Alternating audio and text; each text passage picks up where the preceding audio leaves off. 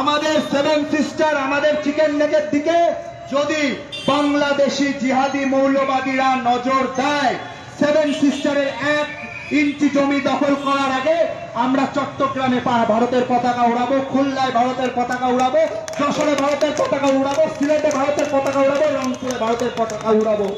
বাংলাদেশকে গাজাপট্টি বানিয়ে দেব। বাংলাদেশ বলে আর কোনো দেশ থাকবে না।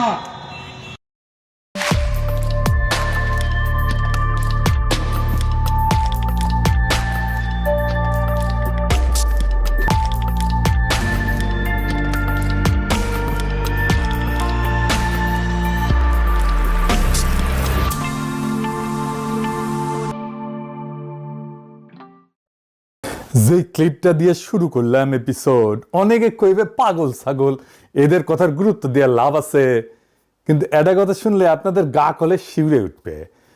ইন্ডিয়ার একজন সাবেক জাতীয় নিরাপত্তা উপদেষ্টা বোর্ডের সদস্য, যে লোক ইন্ডিয়ার পরমাণু নীতি লেখার দলে ছিল, সে প্রকাশ্যে নিজের নামে লিখে দিছে বাংলাদেশের রংপুর বিভাগটা ভারতের দখল করে নেওয়া উচিত।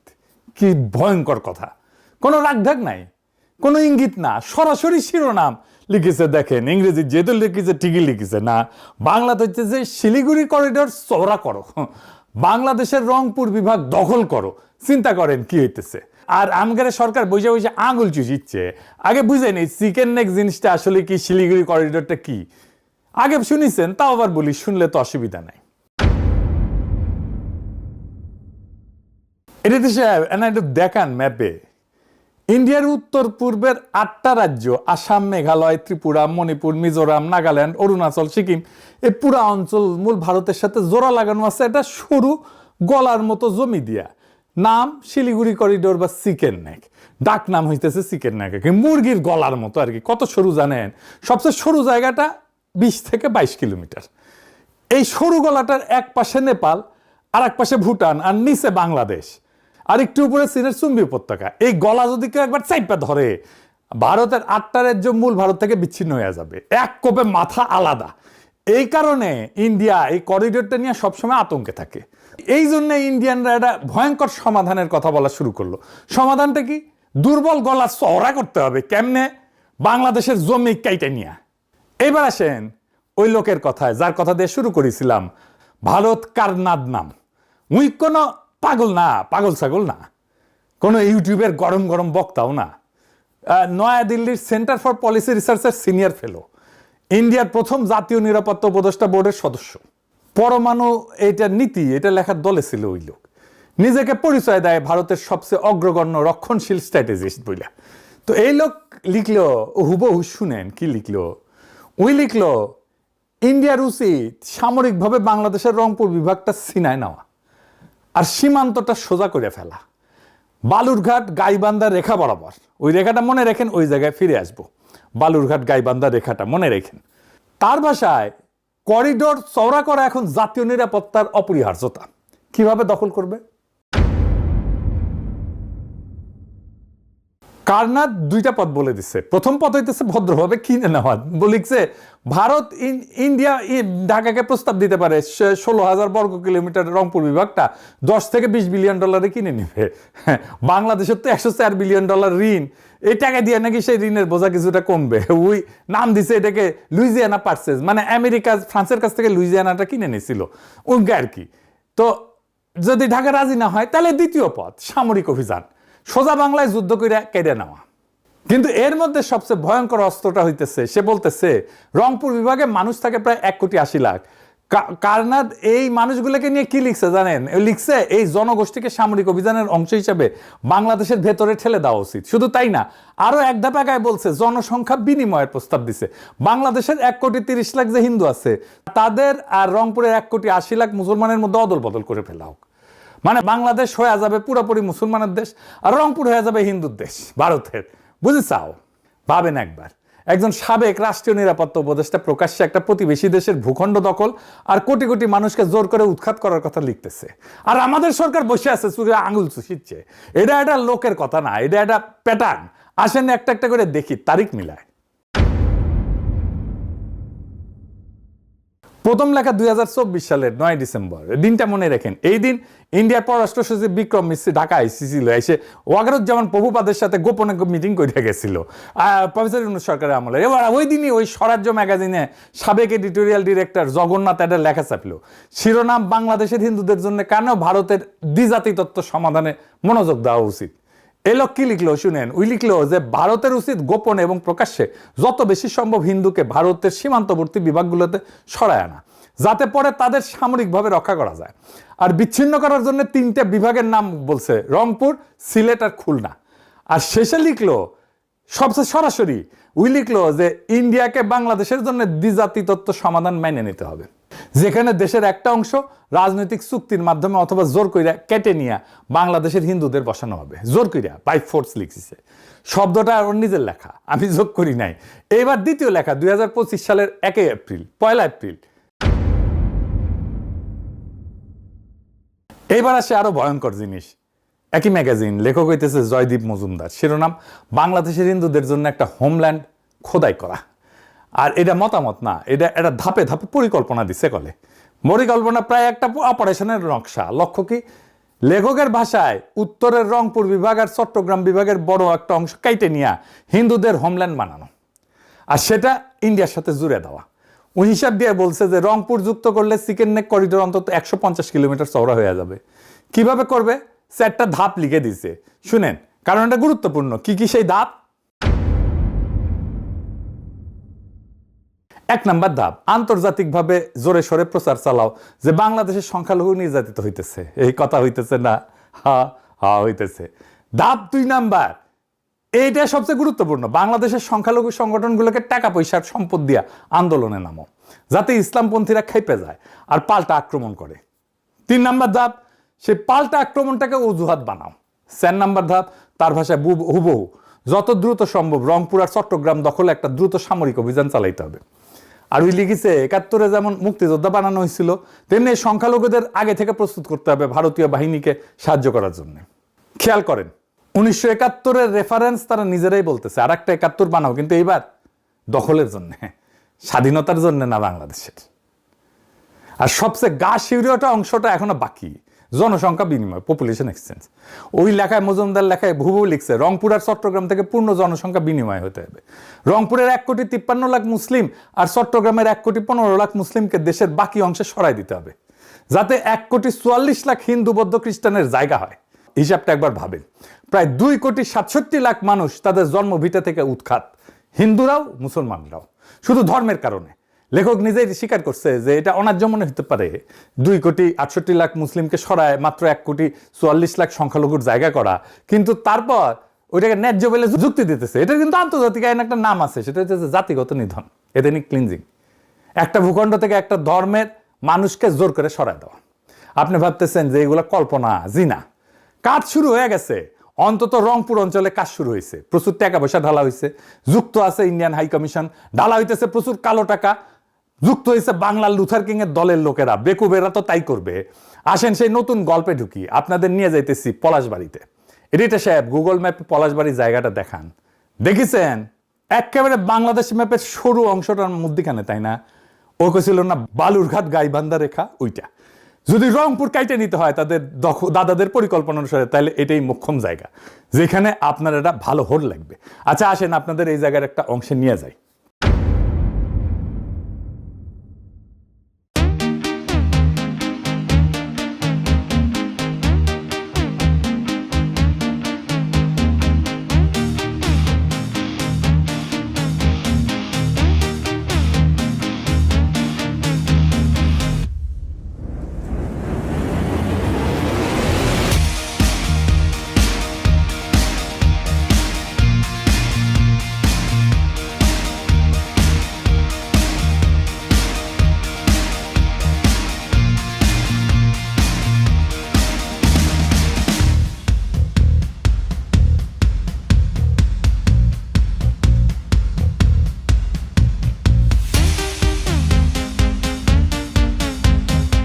দেখেছেন, এটা হইতেছে পলাশবাড়ির রাধা গোবিন্দ মন্দির।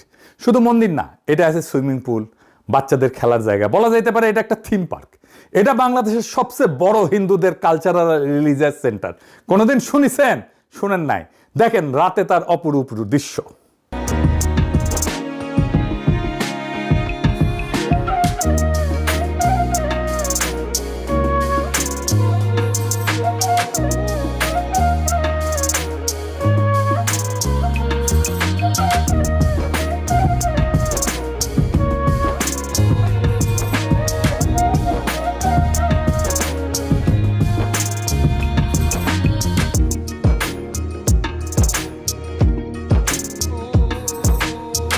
দেখেছেন?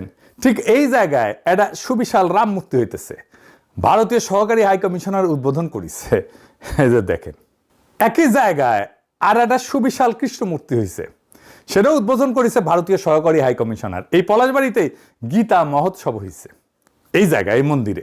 ওইখানেও আসছে ইন্ডিয়ান সহকারী হাই কমিশনার।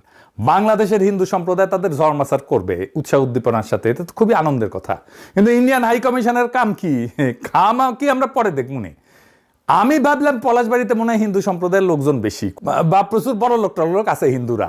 খোঁজ নিয়ে দেখলাম পলাশবাড়ি উপজেলা 2011 সালে আদমশুমারি অনুযায়ী হিন্দু জনসংখ্যা 15,640 জন। সেই সময় উপজেলার মোট জনসংখ্যা ছিল 2,44,792 জন, মুসলিম 2,29,030 জন, হিন্দু 15,640 জন। অর্থাৎ হিন্দু জনসংখ্যা ছিল মোট জনসংখ্যার 6.4% আর মুসলিম 92.48%। মানে সবচেয়ে কম হিন্দু অধ্যুষিত এলাকা বাংলাদেশের মধ্যে এটা। তো স্ট্র্যাটেজিক লোকেশনটা দেখেন, আমাদের দেশের জন্য ভৌগোলিকভাবে নাজুক একটা জায়গা। এত বড় স্থাপনা, মূর্তি করা অর্থায়ন কোত্থেকে এসেছে? আমাদের গোয়েন্দারা কি এই সংবেদনশীল নাজুক ভৌগোলিক জায়গায় একের পর এক সুবিশাল মূর্তি বসানোর বিষয়টা কি ক্রিটিক্যালি অ্যানালাইজ করছে? করেননি। এটা কে প্রতিষ্ঠা করছে জানেন? আসেন সেটা দেখি।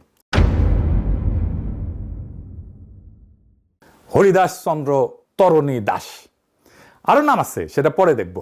সে আবার বেশ প্রগতিশীল, অসাম্প্রদায়িক, দুস্থ রোজাদারদের সাহায্য করে। দেখেন, সে এই অঞ্চলে সব হিন্দু ধর্মীয় স্থাপনার দখল নিছে। দেখেন, শ্মশানের দখল নিছে, সেটা আবার প্রতিবেদন করতেছে টুপি মাথায় দিয়ে এক মুমিন মুসলমান। দেখেন, এই কেন্দ্রীয় শ্মশান ঘাটের নিয়ন্ত্রণ ভার তুলে দেওয়া হয় হরিদাস চন্দ্র বাবুর হাতে। আজ থেকে 15-16 দিন আগে এই কেন্দ্রীয় শ্মশান ঘাটের নিয়ন্ত্রণ হরিদাস বাবু গ্রহণ করেন। দেখেছেন? বেকাত্তর টিভি আবার নিউজ করিচ্ছে এটা নিয়ে। দেখেন, ভগবান শ্রীকৃষ্ণের বিগ্রহ, আর এটি পৃথিবীতে দ্বিতীয় বৃহত্তম, আর এর উচ্চতা হচ্ছে 53 ফিট। ভগবান শ্রীকৃষ্ণের বিগ্রহ যেটি 51 ফিট এবং আদি যুগে আমাদের যে আছেন 32 ফিট, এবং বিশ্বের সর্বপ্রথম সে অযোধ্য ভারতের মতো বাংলাদেশেই তৈরি হচ্ছে 81 ফিট, যা সারা বিশ্বের মতো প্রথম। এবং এটি আগামী জুলাই মাসে উদ্বোধন হবে। এখানে সূর্য মন্দির হবে 154 ফিট। হ্যাঁ, দেখেছেন? শুধু এই মন্দির তৈরি করতে 22 কোটি টাকা লাগিছে নাকি, আবার অন্য জায়গায় বলে 40 কোটি টাকা লাগিছে। এক মাস যেতে না যেতে বিভিন্ন ভক্তর ফোন আসে, হরিদাস বাবু তুমি মন্দির করতেছ, আমরা তোমার মন্দিরে কিছু সাহায্য করতে চাই। কেউ ইট দিচ্ছে, কেউ সিমেন্ট দিচ্ছে, কেউ রড দিচ্ছে, কেউ বালি দিচ্ছে। এইভাবে হাঁটি হাঁটি পা করে আজকে এই পর্যন্ত ভক্তদের অনুদানে প্রায় 40 কোটি টাকা খরচ হয়ে গেছে। ভালো কথা, টাকা আছে, খরচা করিছে, আমার কি, আমাদের কি, তাই না? কিন্তু যে করিছে তার বয়স তো কম, এত টাকা পেল কই? উই বলে তার নাকি রিসোর্ট আছে, ডেলি 2 থেকে 3 লক্ষ টাকা লাভ হয়। শুনেন, ওর মুখেই শুনেন। এই উৎসটা হচ্ছে আমার একটা রিসোর্ট আছে, এটা হচ্ছে ময়মনসিংহ শহরে আমার একটা রিসোর্ট আছে। এই রিসোর্টটাতে প্রতিদিন আমার 2 থেকে 3 লক্ষ টাকা হয়। সাইবুর রহমানের ছেলে আছে না, এখন এমপি, ওনার একটা রিসোর্ট আছে, দুসাই রিসোর্ট নাম, বাংলাদেশের হাই এন্ড রিসোর্ট, মানে সবচেয়ে ভালো রিসোর্টগুলোর একটা। তো উনি আসছিলেন আমার প্যারিসের এই বাসাত, এই দরিদ্রের বাসাতে আসছিলেন, ওই হাসিনা আমলে আর কি। তো উনার রিসোর্টে আমি গেলে যাইতাম মাঝে মাঝে, পছন্দের একটা রিসোর্ট। তো এটা আমি জিজ্ঞেস করছিলাম উনারে, তা আমি কইছিলাম যে আপনার লাভ কেমন হয় ওইখানে। তো উনি কইতেন মাসে টেনে মোটামুটি 50 লক্ষ টাকা লাভ হইতো আর কি। উনি নিজেই বলছেন ঢাকার রিসোর্ট এসে 3 লক্ষ টাকা দিনে লাভ করে। হ্যাঁ, ওই মেডিকেল কলেজ করবি, হাসপাতালও করবি। দেখেন, দেখেছেন? আজ এইবার আসেন দেখি সে টাকা পায় কোথায়। আমি নিজে কিছু কমো না, বাংলাদেশের মিডিয়ায় প্রকাশিত একটা প্রতিবেদন দেখাবো, মাথায় আকাশ ভেঙ্গা পড়বে। আসেন সেটা দেখি। তার নাম হরিদাস চন্দ্র তরণী দাস তৌহিদ, বয়স 34, জন্ম বাংলাদেশে, প্রতারণার শুরু শৈশবে। তবে ছোটবেলাতেই পাড়ি জমান ভারতে, সেখানে সারেন লেখাপড়া, জোগাড় করেন এতিম হওয়ার সনদও। এরপর আবার ফেরেন বাংলাদেশে, প্রতারণা করে ডক্টরেট ডিগ্রিও বাগান। খোদ বাংলাদেশের প্রধানমন্ত্রী শেখ হাসিনাও তার পরিবারের নাম ভাঙানো শুরু করেন। মাননীয় প্রধানমন্ত্রীর নিকট আত্মীয়ের পরিবারের সদস্যের পরিচয় দিয়ে তারা ভুয়া টেন্ডারবাজি করছে বা তারা চাকরি দেওয়ার নাম করে অর্থ আত্মসাৎ করছে। দেখেছেন, ওই হিন্দু না মুসলমান সেটা বড় প্রশ্ন না, প্রশ্ন হইতেছে ইন্ডিয়া থেকে ট্রেনিং নিয়ে আসিছে, গেছিল ছোটবেলায় আসিছে ট্রেনিং নিয়ে, চাইনিজ ট্রেনিং নিয়ে আসিছে সোনা সোনা চালানের। এসির মিস্ত্রি আর সবজি বিক্রেতা ছিল। স্থানীয় সচেতন মহলের প্রশ্ন, 2018 সালের একজন সাধারণ এসি মেকানিক ও সবজি বিক্রেতা কয়েক বছরের ব্যবধানে কিভাবে শত কোটি টাকার সম্পদের মালিক হলেন? ওই থেকে এত টাকার মালিক হয়েছে, এটার উৎস হয়েছে প্রতারণা আর সোনা চোরা চালান। খুন টুনো করে, শোনেন ওর মুখেই শোনেন। আমি যদি তারা মেরে ফেলেন বাইরে আলবান একদম মেরে ফেলে চলে যাবো, আমি যখন চলেই যাবো তখন তারা মারি। আর ওইখানে যায় লুথার কিং এর ধর্মমন্ত্রী শামীম কায়সার লিঙ্কন, জামাতের নজরুল ইসলাম লেবু। বাংলাদেশের পলিটিশিয়ানরা কেমন বেকুব ভালসুনার মূর্খ দেখেন। বাটপারের সাথে ঘষাঘষি না করলে ওদের চলেই না। হাসিনা যারে বাটপার হিসেবে জেলে ঢুকেছিল তার সাথে সে ঘষাঘষি করে বিএনপি আর জামাতের লোকেরা। তাইলে আমরা কি করলাম জুলাইয়ে? মানে এদের বিন্দু মাত্র ডিউ ডিলিজেন্স নাই। উঠে যাচ্ছে সে কি, তার সে কি আমল নামা কি, আমার এটা বের করতে হবে না, আমার এটা বের করতে কয়েক ঘন্টা লাগছে, ওর উঠি বসে থেকে এটা বুঝতে পারে না। তাহলে কি রাজনীতি করে বুঝবার পারিছেন? ইন্ডিয়ান হাই কমিশনার জানে না এটা একটা বাটপার, জানে তাও কেন যায়? আর এটা খুললাম না, এটা বুঝে নেন, কারণ ওক তো বাটপারি করার জন্য বসাইছে ওইখানে। ওই টাকা আসবে সোনা চোরা চালানের, আর এইখানে কমপ্লেক্স হবে, ওখানে হিন্দু সম্প্রদায়ের লোকজন আসবে, এটা বিশাল একটা ব্যবস্থা হবে ওইখানে, আর তারপরে এক সময় কেটে নেবে। এই তো হাসিনা অ্যারেস্ট করেছিল, ইউনূস সরকার ছেড়ে দিছে, এবার লুথার কিং মাথায় নিয়ে নাচবে। তার সিমটম দেখা যাইতেছে, আমি দেখাই দিলাম, রংপুর মায়ের ভোগে চলে যাবে। আর এইটার জন্য দায় বিএনপি জামাত উভয়েরই। আমাদের এর দুর্ভাগ্য যে কাদের ভোট দিয়া পার্লামেন্টে আনিছেন দেখেছেন রংপুরবাসী। এই এলাকায় আসলে ধরবেন, এদের ছাই দিয়ে ধরবেন। বাংলাদেশের সার্বভৌমত্ব নিয়ে ফাজলামি করলে তার মাপ নাই, টেংরি ভেঙে দিবেন একেবারে। যেই হোক, তার ইনকিলাব জিন্দাবাদ।